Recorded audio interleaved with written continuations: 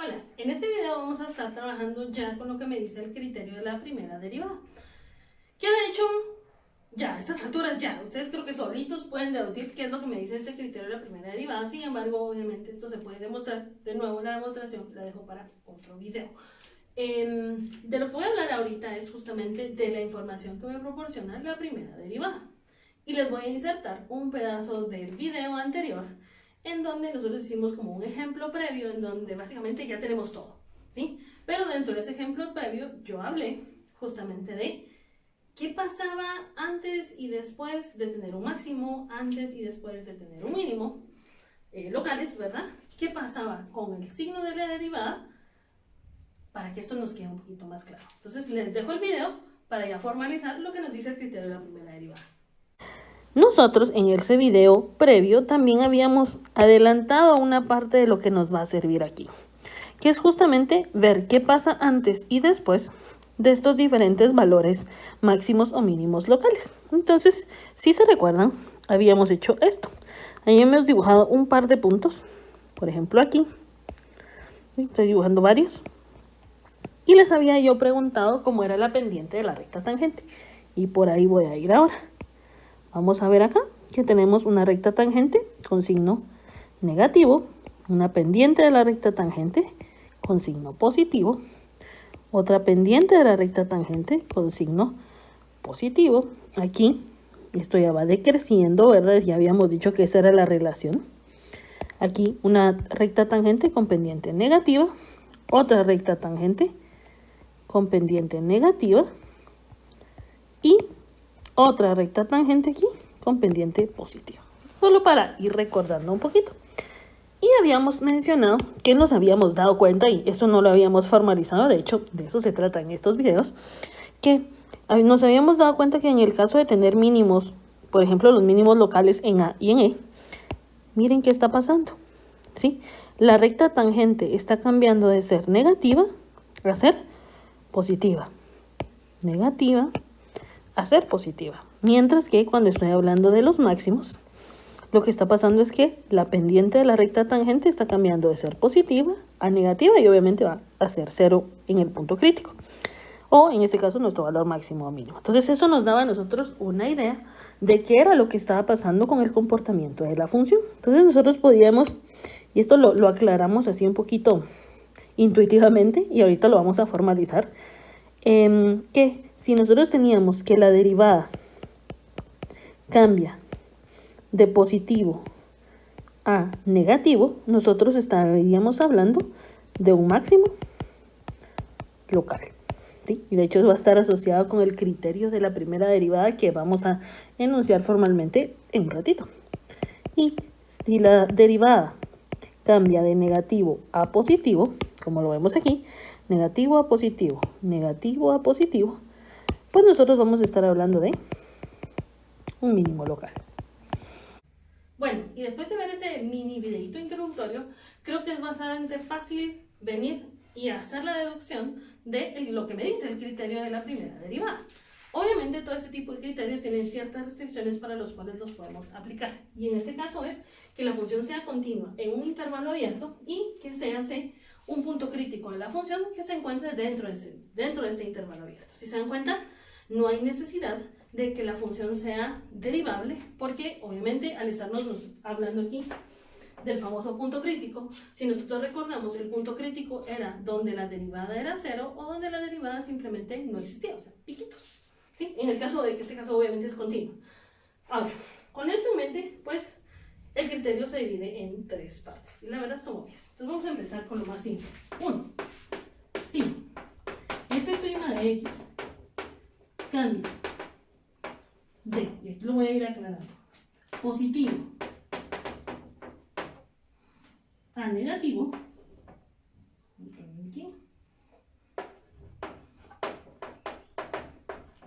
vamos a decirte esto, que entonces, ¿qué es lo que pasa? Y ustedes son los que van a decirme aquí qué pasa, ¿sí? Si la función cambia de ser positiva, creciente, la derivada positiva es creciente, a ser negativa, decreciente, entonces nosotros estamos hablando del techito de la casa, ¿sí? El piquito aquí arriba. Nosotros estamos hablando de que en ese punto C vamos a tener entonces un máximo local. ¿Sí? Entonces vamos a decir lo siguiente. Entonces, en el punto con coordenadas C, f de C, representa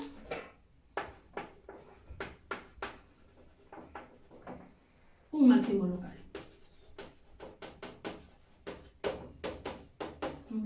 De nuevo, va de positiva, creciente, a negativa, decreciente. Entonces nosotros tenemos un máximo local.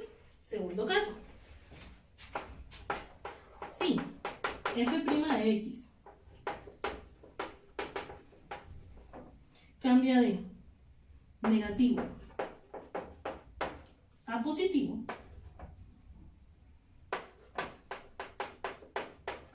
entonces nosotros vamos a poder decir que el punto con coordenadas C, f de C, ¿qué representa para nosotros? Entonces pensemos, tenemos nosotros que la función cambia de ser negativa, decreciente, a ser positiva, o sea, la derivada. Entonces, ¿qué es este piquito para abajo? Quiere decir que nosotros entonces ahí estamos ante un mínimo. Entonces vamos a decir aquí que esto va a representar, pues estos dos colores necesito, representa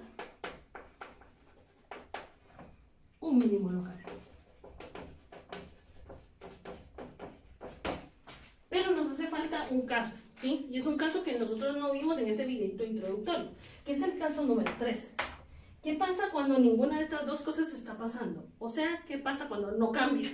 Entonces, ¿qué tenemos ahí? Pues no tenemos nada, ¿sí? Es aquel famoso punto nada, que algunos de los estudiantes saben muy bien quiénes son. Abel, Alan, del Vallecito, ¿sí? Esos puntos nada, entonces a esos puntos nada son justamente cuando no está cambiando la derivada. Simplemente ese punto no es ni máximo ni mínimo local. Entonces vamos a decir aquí, si f' de x no cambia de signos, ¿sí? Es decir, no cambia de más a menos ni de menos a más, entonces en C vamos a poner aquí, entonces el punto con coordenadas C, f de C no es máximo ni mínimo local. Y entonces esos serían esos puntos nada, en donde la pendiente sigue siendo positiva, que son puntos que nosotros ya hemos visto antes. Lo vimos justamente en la de x al cubo, ¿sí? Que encontramos el punto crítico que era 0, pero la pendiente de la recta tangente seguía siendo positiva y positiva.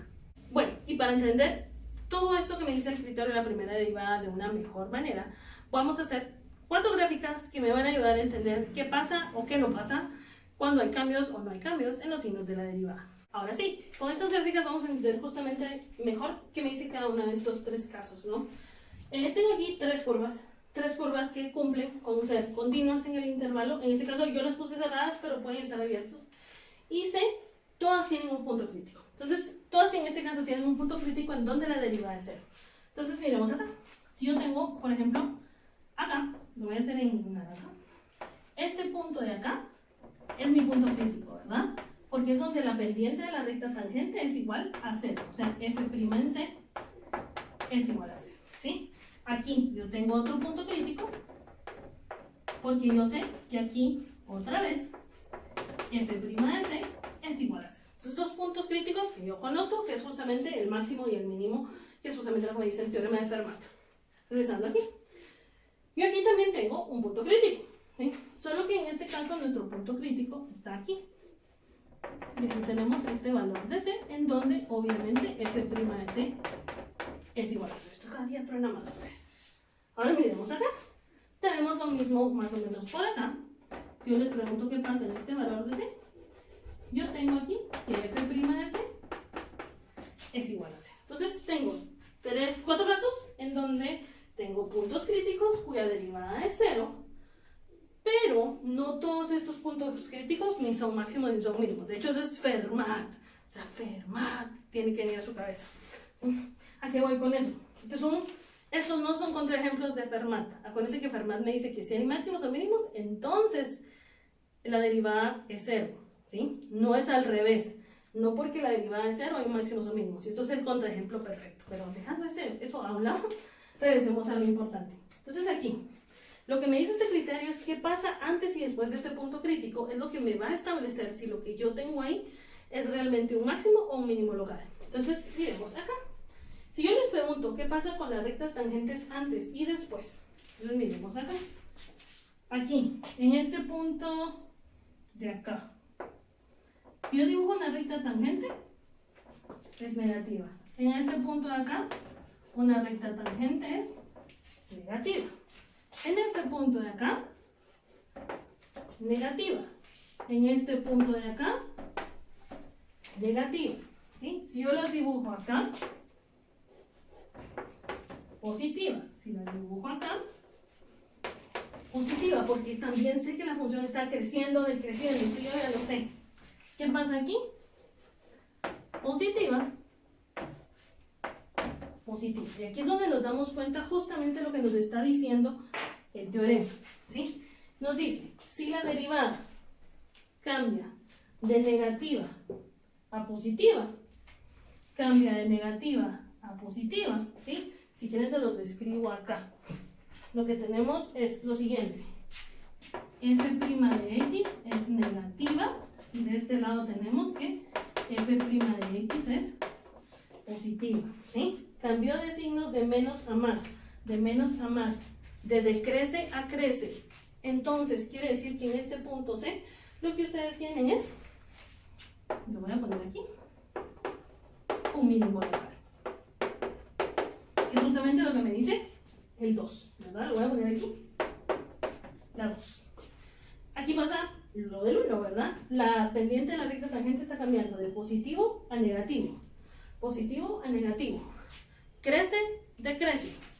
Entonces, quiere decir que justamente en este punto C nosotros tenemos, lo voy a poner aquí, un máximo local. Estamos aplicando la 1. Hay cambios de menos a más. Miremos estas otras. ¿Qué pasa con C? Sí, la derivada es 0, pero esto no es máximo ni mínimo. ¿Por qué no es máximo ni mínimo? Porque el signo antes es más y el signo después es más. O sea, no hay cambio en el signo. Y entonces, como esto va más, solo me está diciendo la función crece y luego sigue creciendo. Entonces, no tenemos nosotros aquí ni un máximo ni un mínimo. ¿Sí? Entonces, esta de aquí de C lo vamos a poner así. No es máximo ni mínimo. ¿Sí? Simplemente es un punto crítico. Y ahí se queda con eso. Y esta otra, miremos, menos, menos, antes y después, decrece, decrece, no hay cambios en el signo, por lo tanto podemos decir lo mismo, ¿verdad? En este caso, C no es ni un máximo ni mínimo local. Entonces ahí tenemos los 4 casos, estos obviamente son asociados con el caso 3, en cómo cambian los signos de la derivada. Y si se dan cuenta, eso es lo que me va a permitir entonces saber no solo dónde la función crece y decrece, sino que también dónde la función tiene máximos y mínimos que sean locales. Esto yo ya se los había adelantado en un videito previo cuando vimos justamente el teorema de Fermat. Hicimos un ejemplo ahí, yo les di una adelantada de todo esto sin mayor formalidad. Aquí ya está establecido qué es lo que me dice el criterio de la primera derivada, es el que me permite decir obviamente ya, esto es cierto, y los 4 casos que nos podrían aparecer. Cómo cambia la derivada de menos a más, de más a menos, más, menos, menos, y qué significa cada C en cada uno de estos casos. Para terminar este video, les voy a dejar un ejemplo que se les debería de hacer conocido. ¿Se recuerdan dónde dejamos este ejemplo? Hasta aquí. ¿Sí?